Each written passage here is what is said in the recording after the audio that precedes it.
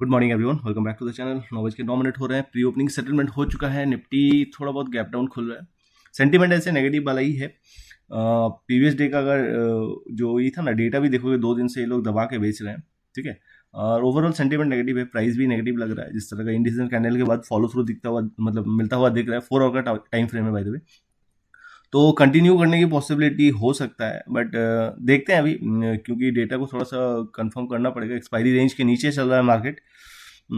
क्या initial scene बन रहा है यहाँ पे, उसके अकॉर्डिंग ही प्लान करेंगे। ऐसे में ओवरऑल सेंटीमेंट नेगेटिव ही है। तो एक मे बी एक होता है ना, छोटा सा पुल बैक के बाद ये फॉलो थ्रू करने की पॉसिबिलिटी दिख रहा है कि 500 के अपसाइड वाले जोन पे मार्केट जाए, वहाँ से फिर फॉलो थ्रू करे। होता है ना कि एक रीटेस्ट करे इस जोन को। एक सेकेंड, ये रीटेस्ट करने के चांसेस हो सकते हैं कि 500 का अपसाइड वाले जोन को रीटेस्ट करे, उसके बाद फॉलो थ्रू करे। ऐसा कुछ पैटर्न का पॉसिबिलिटी हो सकता है। इनिशियली ओपन होने देते हैं, आफ्टर दैट कुछ डिसाइड करेंगे डेटा के थ्रू। ओके, तो जिस चीज़ का मैं बात कर रहा था 4 आवर टाइम फ्रेम में, कि एक बॉटम से पुश आएगा, तो इसने थोड़ा सा डीप पुश लिया। उसके बाद ये 500 के अपसाइड वाले जोन पे ट्रेड कर रहा है, एक रिट्रेसमेंट का जो मैं बात कर रहा था। ठीक है, तो राइट नाउ अभी यहाँ इस कैंडल के क्लोजिंग के बाद कुछ प्लान आउट करने वाला हूँ, क्योंकि अभी एक पुश, मतलब जो नीचे से पुश था वो कंप्लीट होता हुआ दिख रहा है। और यहाँ पे ट्रेड अवॉइड करने का रीजन है क्योंकि दोनों साइड से ही था। तो मार्केट बॉटम पे था, बॉटम इन द सेंस कि ये एक्सपायरी रेंज से नीचे और कल ही एक्सपायरी है। तो चांसेस हाई है कि एक बार जो ये है ना, राइटर्स है ना, वो निकलने का ट्राई करेंगे। तो ये पुश होता है ना कि उसी वजह से था। अब रेजिस्टेंस एरिया, एज पर प्राइस एक्शन भी देखोगे तो ये रेजिस्टेंस एरिया पे पहुंच चुका है, ये जो है ना इसको। ठीक है, तो यहाँ पे एक प्राइस पैटर्न दिखे उसके बाद शॉर्ट करना मैं प्रेफर करूंगा, क्योंकि इसने अपना अपसाइड वाला पूरा टास्क कंप्लीट कर लिया। ये बुलिश है, ठीक है, बुलिश जितना बुलिश था वो उसका टास्क कंप्लीट हो चुका है। यहाँ पर भी शिफ्टिंग हो गई है। पॉसिबिलिटी अब क्या हो सकता है, देखो इसके अकॉर्डिंग अभी ओपन इंटरेस्ट भी यहाँ से इसको वीकनेस कंसिडर किया जाएगा, क्योंकि ये दूर है, इसको कंसिडर नहीं किया जाएगा। तो 500 के अपसाइड वाले जोन तक का इसका जो रेंज था वो कंप्लीट हो चुका है। देखते हैं यहाँ पे एक प्राइस एक्शन को रीड करेंगे, उसके बाद एक ट्रेड यहाँ से होगा, जो वो ये जो पुश है ना इससे भी बड़ा होगा। ठीक है, तो यहाँ से जब हम लोग बेचेंगे इसको, तो ये ट्रेड बहुत बड़ा होने वाला है। ठीक है, क्योंकि नीचे वाला रेंज, अब अपसाइड वाला रेंज पूरा कंप्लीट हो गया है। पुश कर रहा है, नो डाउट पुश कर रहा है। और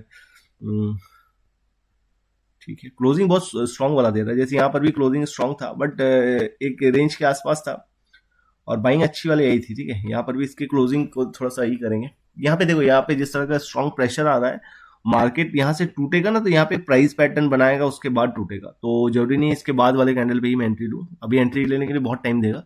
आफ्टर दैट ये जो टास्क कंप्लीट करेगा तो बॉटम का टास्क अच्छा वाला ड्रॉप दिखेगा। ठीक है, तो ये जरूरी नहीं यहाँ से थोड़ा सा प्राइस पैटर्न बनाएगा।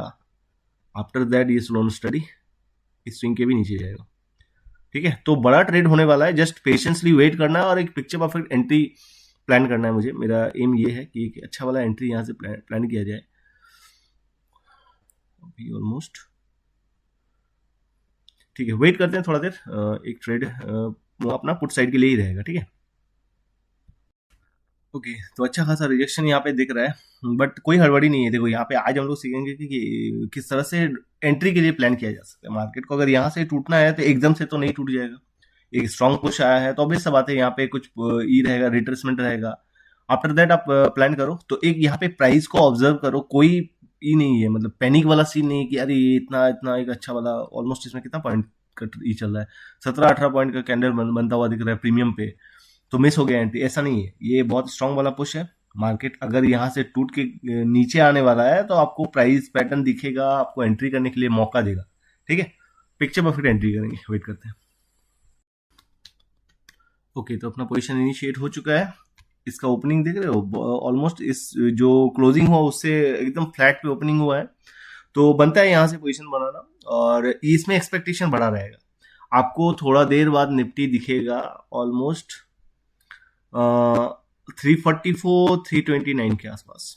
ठीक है, तो ये ट्रेड बड़ा ट्रेड होने वाला है और पिक्चर परफेक्ट होने वाला है। वेट करते हैं। सो आज का जो अपना पोजीशन था वो लॉस में बुक हुआ था।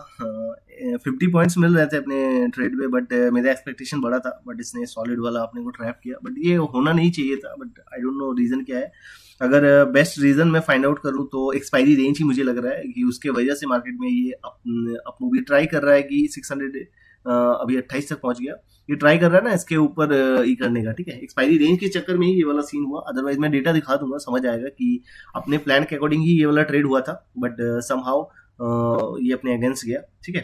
तो जब ये ट्रेड अभी कहाँ पे चल रहा है, अभी पुश देता हुआ दिख रहा है ना, तो वो ट्राई कर रहा है वहां पे, और कल का दिन भी एक्सपायरी के लिए बचा हुआ है, तो ये क्लोज करने का ट्राई करेगा, ठीक है। अब क्या हुआ देखो, ये जब टॉप पे पहुंचा, जो कि बताया गया था कि यहाँ से सही रहेगा अप्रोच करना, तो ये था 935 का डेटा। 935 में अगर आप रिकॉर्डेड देखोगे तब ये टॉप पे था, ठीक है।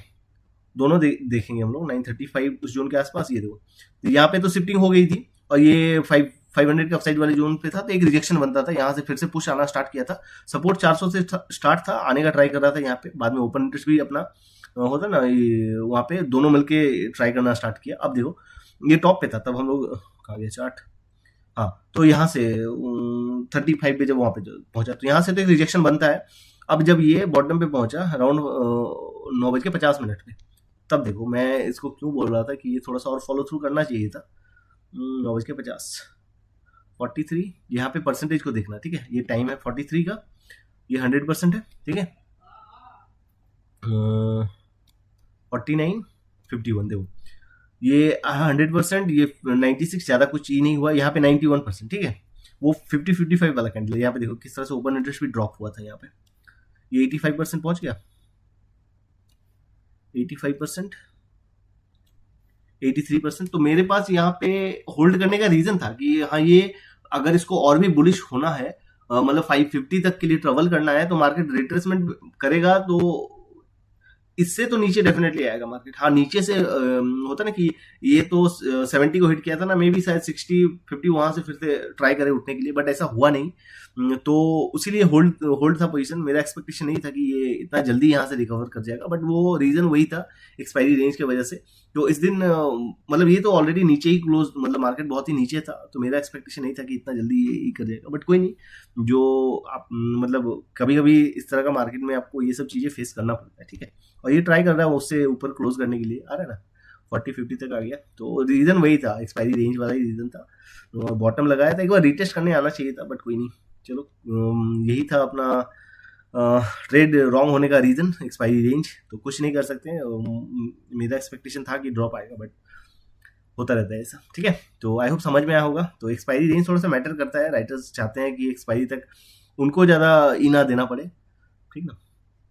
आई गेस समझ में आया होगा। मिलते हैं नेक्स्ट वीडियो में। Thank you.